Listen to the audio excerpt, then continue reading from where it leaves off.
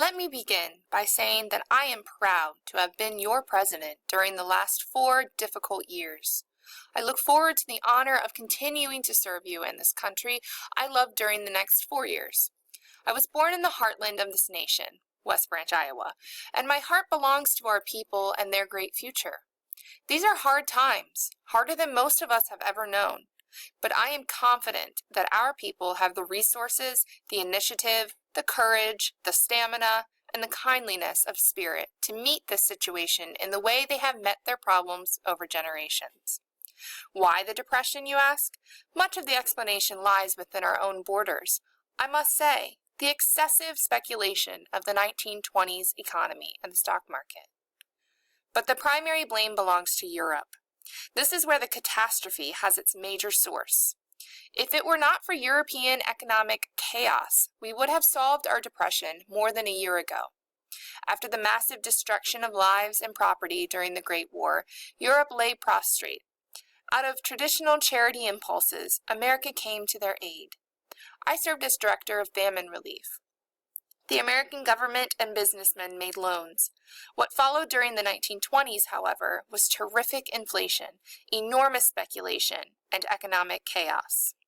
The Europeans had not repaid their loans, not in the 1920s, and certainly not in the Depression of the 1930s.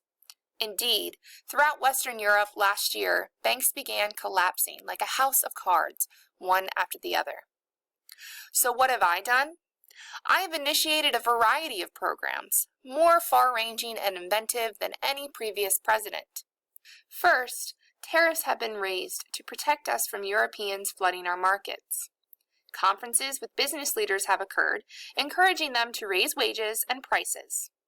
More concretely, the Reconstruction Finance Corporation has lent money to localities for public construction projects, Boulder Dam, for example, and highways.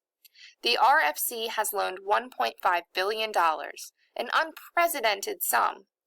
In this emergency, I have let the federal government spend more than it earned in 1931 and again in 1932 as a way, a last-ditch way, to counterbalance the inadequacy of private spending.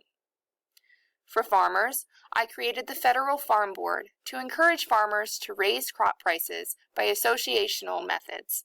In other words, cooperative agreements to limit production.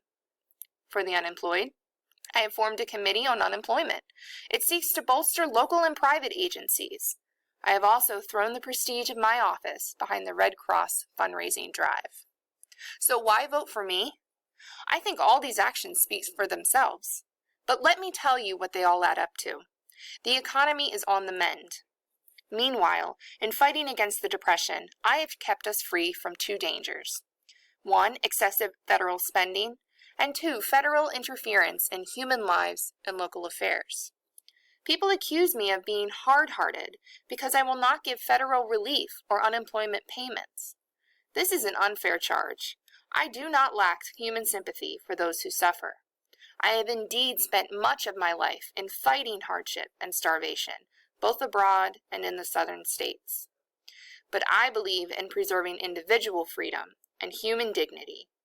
Victory over this depression will be won by the resolution of our people to fight their own battles in their own communities by stimulating their ingenuity to solve their own problems, by taking new courage to be masters of their own destiny in the struggle of life.